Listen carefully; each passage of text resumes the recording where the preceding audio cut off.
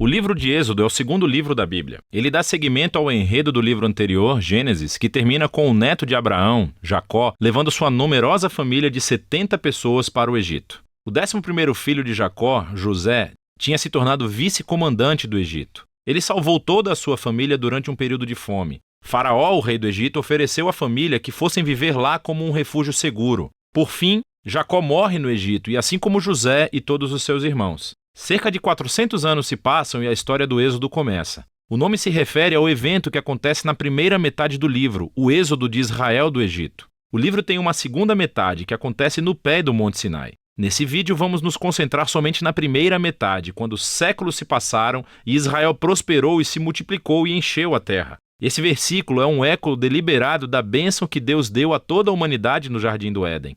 Lembra-nos da grande história bíblica até agora. A humanidade perdeu a bênção de Deus por meio do pecado e da rebeldia. E Deus escolheu a família de Abraão como instrumento através do qual ele iria restaurar as suas bênçãos para todo o mundo. Mas o novo faraó não vê Israel como uma bênção. Na verdade, ele vê esse grupo imigrante israelita como uma ameaça ao seu poder. Da mesma forma que em Gênesis a humanidade se revolta contra a bênção de Deus. Aqui o faraó tenta destruir a fonte da bênção de Deus, os israelitas. Ele os escraviza de maneira brutal, forçando-os a trabalhar e ordena que todos os meninos israelitas sejam afogados no Nilo. Ele é a pior personagem da Bíblia até agora. O seu reino é o ápice da rebelião da humanidade contra Deus. Esse faraó redefiniu o bem e o mal de acordo com seus próprios interesses de tal maneira que até mesmo o assassinato de crianças inocentes se tornou algo bom para ele. O Egito tornou-se pior do que a Babilônia do livro de Gênesis. Agora Israel grita por socorro contra essa nova Babilônia e Deus responde.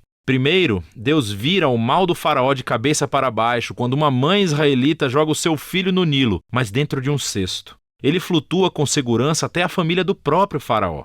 Ele é chamado de Moisés e ele cresce para tornar-se o homem que Deus usará para derrotar o mal do faraó. Na famosa história da sarça ardente, Deus aparece diante de Moisés e pede-lhe que vá até o faraó e ordene que libere os israelitas. Deus diz que sabe que o faraó vai resistir e por isso ele trará o seu julgamento sobre o Egito em forma de pragas. Deus também diz que ele vai endurecer o coração do faraó. E assim chegamos à próxima parte da história, o confronto entre Deus e faraó. O que significa quando Deus diz que vai endurecer o coração do faraó? É muito importante ler esse trecho da história atentamente e em sequência. No primeiro encontro de Moisés com faraó, sabemos somente que o coração do faraó endureceu. Não há nenhuma indicação de que Deus fez alguma coisa. Em resposta, Deus envia a primeira das 5 pragas, cada uma confrontando o faraó e um dos seus deuses egípcios. E em cada vez, Moisés oferece ao faraó uma chance para ser humilde e libertar os israelitas. Mas após cada praga, ficamos sabendo que o coração do faraó endureceu.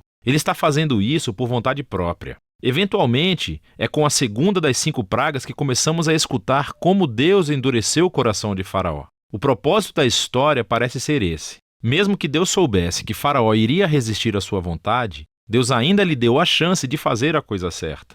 No fim, a maldade do faraó chega a um ponto sem volta. O que quero dizer é que até os seus próprios conselheiros achavam que ele tinha enlouquecido. E é nesse ponto que Deus assume o comando e usa a maldade do faraó para o seu próprio objetivo de redenção. Deus atrai o faraó para a sua própria destruição enquanto salva o seu povo, que é o que acontece em seguida. Com a praga final, é a noite da Páscoa. Deus vira o jogo sobre o faraó. Assim como ele matou os filhos dos israelitas, Deus matará os primogênitos do Egito com uma praga final. Ao contrário do faraó, Deus fornece uma forma de escape por meio do sangue do cordeiro. Aqui, a história para e vemos em detalhes o ritual israelita anual da Páscoa. Na noite anterior à fuga de Israel do Egito, eles sacrificaram um cordeiro imaculado e usaram seu sangue para pintar os batentes das portas de suas casas. Quando a praga divina chegou ao Egito, as casas cobertas com o sangue do cordeiro foram puladas e o filho foi poupado. Desde então, todos os israelitas reencenam aquela noite para lembrar e celebrar a justiça e misericórdia de Deus.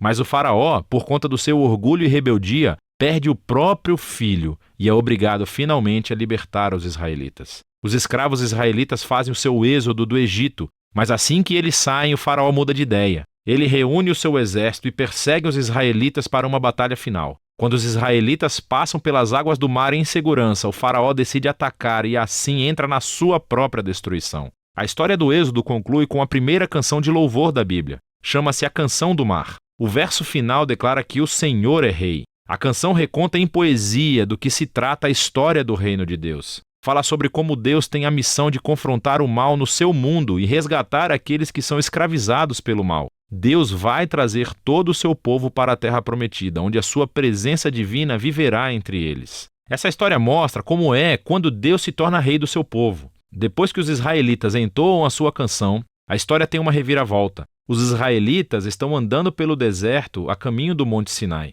Estão com fome, com sede e começam a criticar Moisés e Deus por terem sido salvos. Dizem que têm saudade dos bons dias no Egito. É uma loucura! Deus graciosamente fornece comida e água para Israel no deserto, mas essas histórias são sombrias. Começamos a pensar, será que o coração de Israel é tão duro quanto o de Faraó? Vamos ver. Por enquanto, essa é a primeira metade do livro de Êxodo.